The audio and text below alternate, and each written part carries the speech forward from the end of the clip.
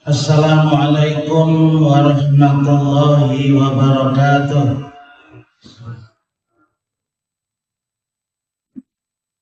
Bismillahirrahmanirrahim. Alhamdulillah alladzi ja'ala fis samai buruja wa ja'ala fiha sirajan wa qamaran munira.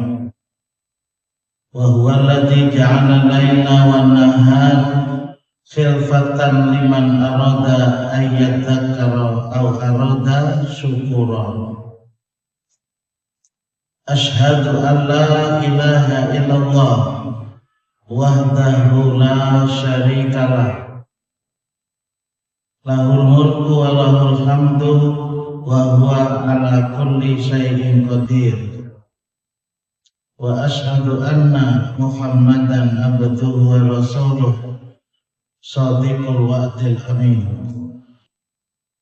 Wa sallallahu ala Muhammad wa ala alihi wa sahbihi ajma'in. Amma ba'd. Qala Allah ta'ala fi kitabihil aziz. A'udzu billahi minasy syaithanir rajim. Inna safa wal marwata min sya'airillah. Faman hajjal baita aw i'tamara fala junaha alaihi ayyatawafa bihima. Wa man tatawwa'a khairan fa innallaha syakirun alim. Jamaah Masjid Al-Furqan yang dimuliakan Allah, semoga kita menjadi orang yang mampu untuk membedakan, dan mudah-mudahan kita juga berbeda antara orang yang bertauhid dengan orang yang berbuat kesyirikan.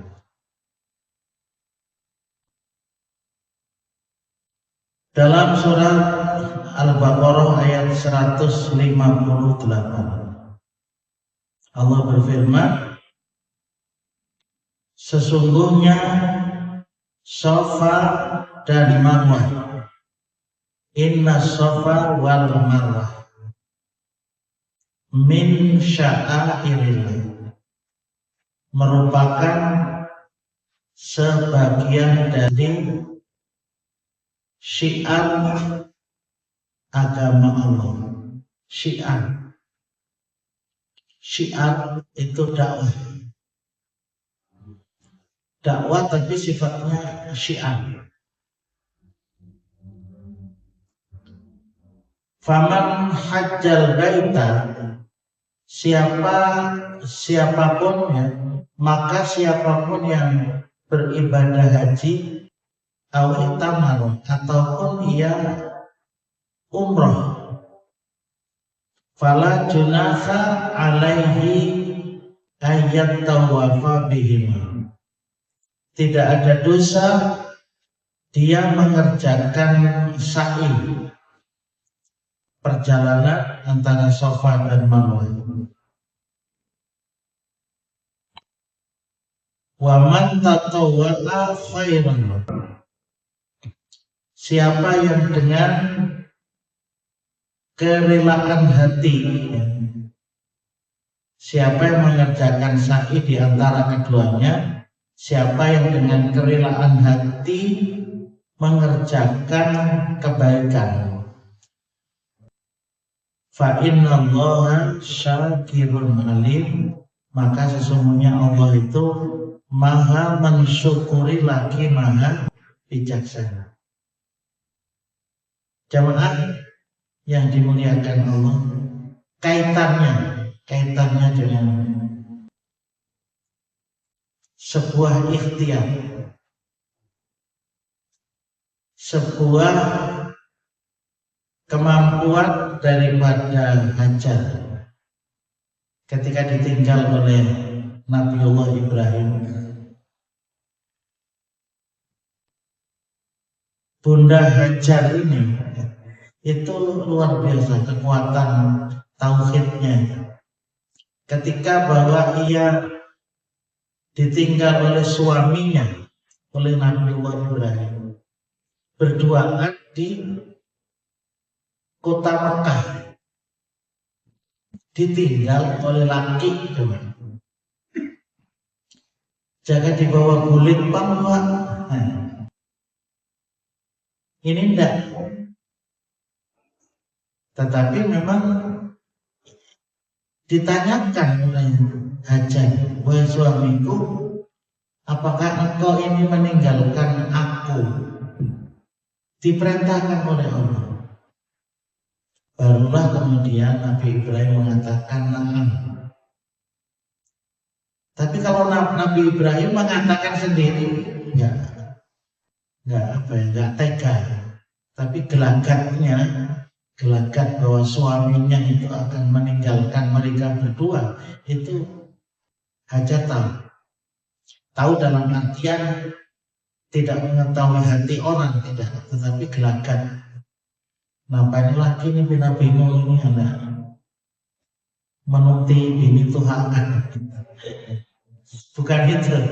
Akhirnya tercetus satu ucapan, wahai suamiku, apakah engkau meninggalkan aku? Ini memang perintah, meninggalkan kami berdua ini. Apa jawabannya nanti? Nah, iya. Idzan Allahu la yudhi'una. Kalau begitu, kalau sampean meninggalkan aku ini karena Allah, maka yakin bahwa Allah Subhanahu wa Ta'ala tidak membiarkan kami berdua di sini. Ini sebuah tauhid yang luar biasa. Kalau engkau wahai suamiku meninggalkan kami berdua, kami yakin Allah. Waktu itu kan belum ada pengiriman wesel atau pengiriman apa, kan belum ada. Jadi tidak mungkin ada pengiriman nafkah. Makanya sebagian orang sampai mengatakan, ini berdosa nih Ibrahim meninggalkan bini lawan anak karena diberi nafkah. Ya namanya manusia menyalah-nyalahkan. Mestinya kan Hajar dan Ismail masih kecil, dibawanya kulit ke Palestina, ya. Jangan ditinggalkan. Ada yang a priori ini menggenang bini Tuhan, ya. Bini Anom ditinggal. Kan aneh orang, mestinya biasanya orang kata di bini Anom. Ini bini Anom ditinggal menuti bini Tuhan. Ibarat begitu kalau orang berbicara secara akal. Tapi kan tidak begitu, Pak. Proses perjalanan sebuah kehidupan, proses perjalanan sebuah syiar Islam. Akhirnya ditinggalkan. Ya karena ditinggalkan, bekal yang ditinggalkan itu pun ya semakin menipis, semakin habis. Sementara di Mekah ini kan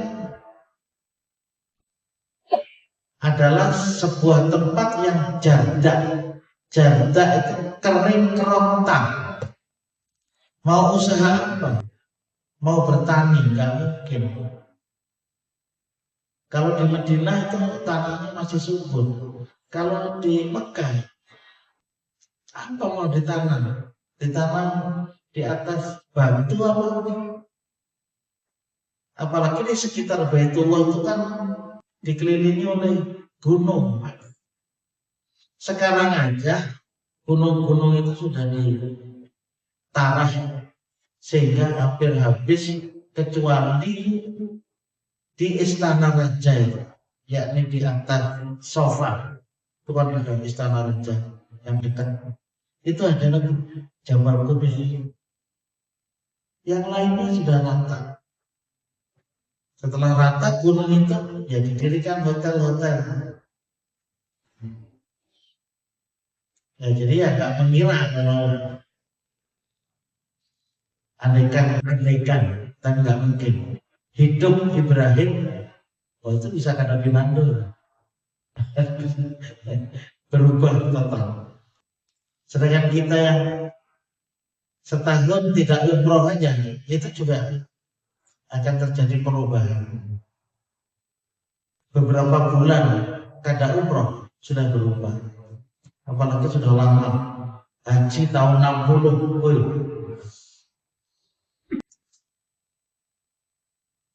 Inna Safa wal Marwata min sya'airillah. Safa dan Marwah itu adalah sebagian dari syiar-syiar Allah. Artinya sesuatu ikhtiar yang dilakukan oleh Bunda Hajar itu sampai sekarang masih ada. Jadi ketika kita melaksanakan sa'i, ya, mulai dari Safa ke Marwah, itu kita akan mengenang sejarah bagaimana ketika Siti Hajar mencari air karena musim panas. Dari jauh kelihatan di bukit itu ada fata morgana, ada kelihatan sepertinya ada air. Begitu juga ketika sudah sampai ke Safa, ternyata ya namanya fata morgana nggak ada. Begitu menoleh menuju ke bukit Marwah yang jaraknya kurang lebih 500 meter, pasnya itu ya 405 kilometer, 405 meter, itu kelihatan bolak-balik yang seperti itu. Nah itulah proses. Sebenarnya tahu itu fata morgana nggak ada. Begitu sana nggak ada, tapi itulah proses. Sehingga kemudian kita melakukan itu sampai sekarang. Sebagian ahli tafsir As-Sa'di menunjukkan bahwa inilah kebenaran Islam. Nah, itu. Bahwa inilah kebenaran Islam yang sampai sekarang masih hidup. Masih hidup. Termasuk ibadah kurban, termasuk ibadah haji. Sampai sekarang masih hidup. Ikhtiarnya luar biasa. Perjuangan untuk melakukan itu. Kita mungkin nggak sanggup, tapi karena Nabi Ibrahim seorang nabi sanggup. Siti Hajar yang sebagai istri Nabi Allah Ibrahim sanggup hidup di daerah yang janda.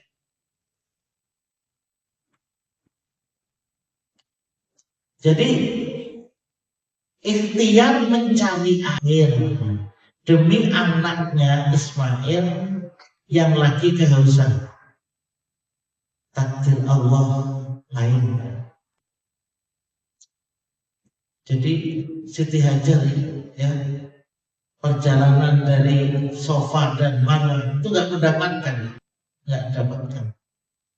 Ada dua sejarah yang menceritakan tentang perjalanan Siti Hajar itu.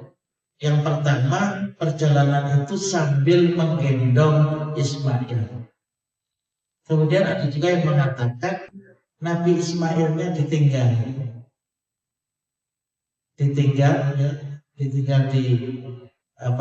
di pinggir Baitullah. Waktu itu kan masih belum dibangun oleh Nabiullah Ibrahim.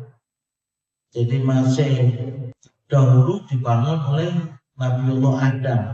Jadi hanya semacam asar, hanya batasan aja. Jadi jangan digambarkan seperti sekarang. Nanti kan begitu Ismail mulai balik, itu baru Nabi Ibrahim nanti datang, lalu diperintahkan oleh Allah untuk membangun Baitullah itu. Jadi waktu Siti Hajar dan Nabi Ismail mencari air karena memang sudah mulai perbekalannya itu habis dan anaknya menangis, itu belum ada Baitullah yang dibangun oleh Nabiullah Ibrahim. Nanti baru ketika Ismail besar baru datang Nabi Ibrahim, baru membangun Baitullah itu bersama dengan Nabi Ismail. Bersama membangun Ka'bah itu dengan Nabi Ismail. Wa id yarfa'u Ibrahimul qawaida minal baiti wa Ismail. Ketika Nabiullah Ibrahim mengangkat, maksudnya membangun dari dasar-dasar qawaidah, dari jadi dasarnya sudah ada. Dan dasarnya itu sudah ditetapkan oleh Allah. Kemudian dibangun oleh Nabiullah Ibrahim, dibangun oleh malaikat Jibril, kemudian Nabi Adam. Bahkan ada sejarah ketika Nabi Nuh itu mengarungi kapal, itu sempat bertawaf di keliling Baitullah. Tapi ya itu riwayatnya masih diragukan. Tapi minimal itu. Nah, Ismail itu diletakkan di situ. Ada juga yang mengatakan Nabi Ismail dibawa dari Safa ke Marwah, dari Marwah ke Safa. Hitungan 7 kali. Ada juga yang kawan-kawan memahami mungkin diuji oleh Allah juga. Safa, Marwah, Safa dihitung 1. Jadi hitungannya jadi 14 tuh. Kelapahan aja 14. Padahal waktu melaksanakan sa'i pertama kali itu sudah dielet itu, sudah dibimbing. Kenapa kemudian sendirian lalu jadi 14? Kelapahan rupanya. Akhirnya terakhir gak ketemu di Marwah, tapi justru 14 itu ketemu di Safa. Jamaah yang muliakan, setiap kita naik ke Safa, kita disunatkan untuk mengucap Inna Safa wal Marwata min sya'airillah. Ada yang pendek, abda'u bima bada Allahu bi. Aku memulai, abda'u bima bada Allahu bi, di mana Allah memulaikan pertama, yakni Siti Hajar. Kemudian ada yang kedua, ya, dalam surat Al-Baqarah 158 ini. Jadi ketika naik ke Safa, inna Safa wal Marwata min sya'airillah, faman hajjal baita aw ihtamara fala junaha alaihi ayyan tawaffa bihima, wa man tatawwa'a khairan fa innallaha syakirun alim. Di atas Safa menghadap ke Baitullah, berdoa, karena salah satu dari tempat yang makbul di Masjidil Haram itu adalah di Safa. Tapi karena orangnya ini berkumpul di situ, ya kadang-kadang dihalau juga oleh laskar kalau kita tidak mencari tempat yang kita bisa untuk berdoa. Insya Allah kalau orangnya tidak banyak, ya mudah. Insya Allah hari Senin ini, insya Allah membimbingkan beberapa orang. Insya Allah mendoakan dia diberikan kesehatan, diberikan rezeki, kawat dia itu umroh ataupun haji. Itu yang kita baca. Jadi ini sebuah takdir Allah, air itu justru keluar dari balik kaki bayi mungil Ismail. Jadi bukan dari ibunya, saya katakan begitu. Ketika satu versi ya, ketika Siti Hajar itu lari-lari kecil tadi, Nabi Ismail ditinggal. Menangis juga, kakinya sambil yang namanya anak ya, masih anak kecil, kakinya itu menggaruk-garuk karena masih belum bisa berjalan ya. Sambil menangis kakinya menggaruk-garuk ke padang pasir, keluarlah air. Ini keajaiban tapi ada terjadi dikisahkan oleh Allah di dalam Al-Quran. Yang kedua, ketika selesai Siti Hajar 7 kali tidak mendapatkan air, lalu ia menuju kepada perkemahannya yang dekat Baitullah, terduduk, kemudian anaknya menangis, kakinya terjuntai ke padang pasir, kakinya menggerus ke padang pasir itu, keluarlah air. Ini sesuatu yang ajaib luar biasa, namanya mukjizat, katakan begitu. Kejadian yang luar biasa. Tidak ada air di samping kiri kanan, tidak ada air. Jadi memang berbagai versi, ada yang mengatakan bahwa air Zam-Zam itu adalah dari sayapnya malaikat Jibril. Jadi sayap itu menggerus ke padang pasir itu, kemudian keluar air Zam-Zam. Jadi versi-versi cerita itu cukup banyak. Tinggal tergantung lebih arah kemana. Karena memang tidak disebutkan secara khusus di dalam Al-Quran. Tapi yang jelas bahwa dari kaki Nabi Ismail itulah keluar air Zam-Zam.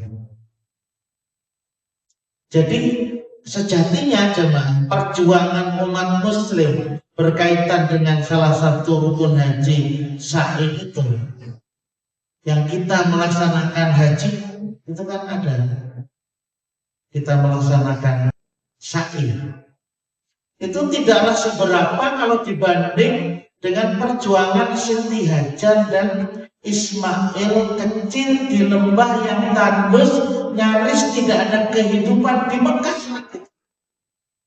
Nggak ada apa-apanya kita. Cuman kita tuh mengikuti syiar Islam. Syiar ini dilakukan oleh ikhtiar Hajar dan Ismail. Jadi sebuah ikhtiar ya, yang menjadikan itu sebuah syariat di dalam melaksanakan sebuah ibadah. Itu yang digarisbawahi. Itu yang digarisbawahi. Kemarin sudah kita ceritakan bagaimana Nabi Nuh, bagaimana Nabi Musa ketika masih kecil, sebuah ikhtiar dari ibunya diperintahkan oleh Allah SWT untuk menghanyutkan Nabi Musa yang masih kecil. Jadi masih kecil sudah berjuang luar biasa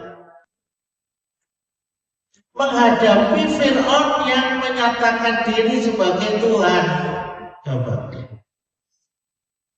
Jadi musuhnya Fir'aun ketemu ya di sebuah kerajaan. Bisa dibayangkan bagaimana sebuah sejarah terjadi yang sedemikian rupa. Sehingga sampai nanti Fir'aun itu tenggelam di lautan. Tapi Allah kemudian menyelamatkan badan Fir'aun itu, sehingga sampai sekarang badannya Fir'aun itu masih ada. Badannya Fir'aun diselamatkan. Al-yawma nunajika bibadanika. Padahal ketika tenggelam Fir'aun diselamatkan oleh Allah, diselamatkan ke badannya. Tapi Fir'aun sendiri itu termasuk apa? Termasuk orang yang ia bertaubat, tetapi taubatnya itu ketika sakaratul maut, dan itu tidak diterima oleh Allah Subhanahu wa taala. Jadi kalau orang itu bertaubat ketika roh ininya sudah berada di tenggorokan, itu nggak akan diterima oleh Allah Subhanahu wa taala. Dan itu terjadi kepada Fir'aun. Jadi selama berhari-hari ia berusaha untuk bertahan hidup dengan perbekalan yang ada, itu Hajar dan Ismail. Hingga suatu hari perbekalannya itu sudah habis, Ismail kecil juga terus menangis karena kehausan. Lalu Siti Hajar ke sana kemari mencari sumber air di antara dua bukit, yaitu Bukit Sofa dan Bukit Marwah, karena kelihatan fata morgana itu. Inilah gambaran. Jadi, dan itu sampai sekarang menjadi syiar min sya'airillah gitu loh. Sehingga kita itu meyakini ya, akan kebenaran terhadap Islam itu, kebenaran terhadap kekuasaan Allah Subhanahu wa taala. Dan kita merasakan minum air Zam-Zam itu. Walaupun kita tidak berangkat menuju ke Mekah, kita merasakan orang-orang yang melaksanakan umrah maupun ibadah haji, maka ia akan diberikan hadiah berupa apa? Berupa air Zam-Zam. Ya sebenarnya sih kalau dikatakan hadiah itu artinya ya secara khusus pesawat-pesawat itu memberikan bonus masing-masing orang yang umroh itu diberikan gratis 5 liter kalau sekarang. Kalau dulu kan 10 liter. Beberapa tahun yang lalu orang umroh itu bila pulang 10 liter. 10 liter. Kemudian sangat banyaknya itu ada keanehan. Dan berat kalau di pesawat satu orang 10 liter. Kemudian menjadi 5 liter. Nggak tahu yang akan datang bisa 2,5 liter.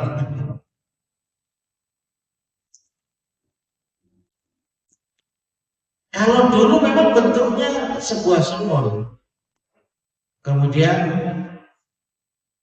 dikasih mesin, di mesin ditarik ya, ditarik air itu masih kelihatan tahun 90 tahun 85 pertama melaksanakan umroh tahun 85 itu masih kelihatan mesinnya.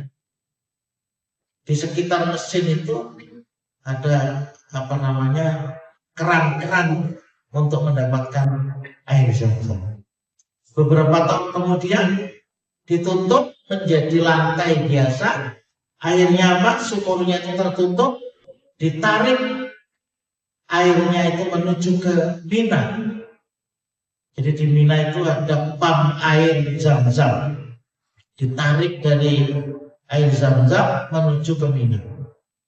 Suatu hal yang luar biasa. Suatu hal yang luar biasa, Pak. Permukaan air Zam-Zam itu sekitar 11 kaki di bawah permukaan tanah. Jadi kalau dia melaksanakan tawaf itu melalui sumur Zam-Zam, tapi sumurnya kan di bawah dan sudah ditutup, ya, ditutup dengan lantai. Kalau dulu Pak, dan ketika melaksanakan tawaf itu terhalang oleh apa? Oleh sumur Zam-Zam itu. Tapi karena sekarang itu sumur Zam-Zam ditutup, akhirnya menjadi lancar. Di bawah permukaan tanah itu 10 kaki. 10 kaki itu berapa? Jadi adalah sebuah mukjizat yang luar biasa dari Allah. Ketika sumur Zam-Zam itu dipompa selama 24 jam tanpa henti, dengan tingkat sedotan itu 1 detik 8.000 liter. 1 detik 8.000 liter. Kemudian kalau 24 jam itu ditarik terus. Itu dihitung ya. Kalau 1 jam saja, 1 menit saja, 8.000 kali 60 menit ya. 8.000 kali 60, 8.000 liter kali 60 menit itu 480.000 liter. Coba bayangkan. Itu kalau 1 menit, kalau 1 jam itu 28 juta liter. Kalau 24 jam terus diambil, itu mencapai 700 juta liter. 24 jam tarik terus menerus, itu menghasilkan sampai 7.000 mencapai 7.000 juta liter. Bukan 700 juta liter. Karena kekaruan. Karena kan meneliti seorang Bang. Jadi 1 detik itu 800 liter. 1 menit 480.000 liter. 1 jam 28 juta liter. 24 jam 700 juta liter. 700 juta liter. Kemudian ketika berhenti tidak disedot, itu airnya itu turun itu sampai 44 kaki. Yang tadinya 10 kaki turun Pak. Dalam waktu 11 menit itu kembali air itu menuju ke 11 kaki. Bayangkan 700 juta liter dalam 11 menit itu segera naik menuju ke 11 kaki di bawah permukaan. Suatu hal yang mukjizat yang luar biasa. Begitu sampai di 11 kaki air itu tidak mencurat sampai ke atas. Andai kata air itu mencurat ke atas, maka itu tenggelam. Ini sesuatu mukjizat, keajaiban tapi nyata. Kalau keajaiban tidak nyata, itu namanya khurafat. Ada kan keajaiban tapi tidak di dalam Al-Quran, keajaiban tapi tidak nyata, itu kan khurafat. Kalau ini nyata, sampai ada umat Islam itu yang ragu, jangan-jangan Bani Zam-Zam itu adalah air tawar yang ada dari lautan. Ini yang ragu-ragu. Sehingga dikumpulkan wakil-wakil dari negara-negara yang berpenduduk Muslim. Proses pengambilan air mulai dari sumur Zam-Zam menuju ke Mina, kemudian sampai ke distribusi. Apakah bercampur? Kan ada orang memperkirakan Bani Zam-Zam itu dicampur dengan air es. Air esnya ini adalah dari air tawar, air laut. Dan banyak lagu-lagu sedang itu. Nah, mereka baru tahu begitu. Betapa air Zam-Zam ini luar biasa. Dan itu berkat ikhtiar. Di sini pentingnya sebuah ikhtiar. Dan ikhtiar itu sendiri adalah pemberian dari Allah Subhanahu wa Ta'ala. Keyakinan Bunda Hajar ketika ditinggal oleh suaminya yakin bahwa Allah Subhanahu wa taala akan memberikan rezeki. Dengan air itu, lalu burung-burung itu pada datang. Ketika burung-burung itu datang ke apa namanya? ke air Zam-Zam itu, orang pada tahu di sekitar kita. Oh, berarti di situ banyak datangan orang kepada. Jadi orang ada mengambil air Zam-Zam itu untuk minum untuk minum untanya, untuk minum anaknya. Kemudian ya mungkin ada juga diberi untuk Hajar dan Ismail. Akhirnya bisa hidup dari itu. Dan ternyata Bani Zam-Zam itu juga memiliki kualitas yang luar biasa. Gimana? Jadi kualitas daripada Zam-Zam yang penuh dengan berkah itu, ternyata ada orang yang 2 bulan tidak makan apa-apa, hanya minum air Zam-Zam, dia bisa hidup dengan baik. Jadi minum roti kada, makan roti kada, makan nasi kada, hanya minum air Zam-Zam selama 2 bulan. Dicoba, itu ternyata dia masih tegak dan bisa hidup. Karena jamaah ulun itu 2 hari 2 malam hilang. Orangnya Tuhan hilang ke rumah, jadi kena tetamu. Ulun biarkan enak. Apa hotel? Datang sini diantar orang. Ngarang ulun kada ingat sini coba bayangkan. Ngarang ulunnya kada ingat. Makanya kalau umroh itu pembimbing itu harus diingat ngarannya, diingat HP-nya. Diingat 2 hari 2 malam. Betapa siapa memberi makan kayak aku minum Zam-Zam tuh Pak. 2 hari 2 malam. Ya Allah, kayak mungkin. Nah, jadi baik itulah gambaran. Makanya Rasulullah mengatakan ma'u Zam-Zam 5 syuribalahu. Rasulullah bersabda, air Zam-Zam tergantung niat orang yang meminumnya. Akhrajahu Ahmad wa Ibnu Majah. Jadi oleh sebab itu maksud ulun sampaikan di sini betapa ikhtiar seseorang itu luar biasa. Bahkan menjadi min sya'airil. Sampai sekarang itu masih kita kenal dan masih kita lakukan dalam peribadatan kita. Berapa ribu tahun yang silam kita, tetapi sampai sekarang masih bisa dikenal. Demikian yang bisa ulun sampaikan.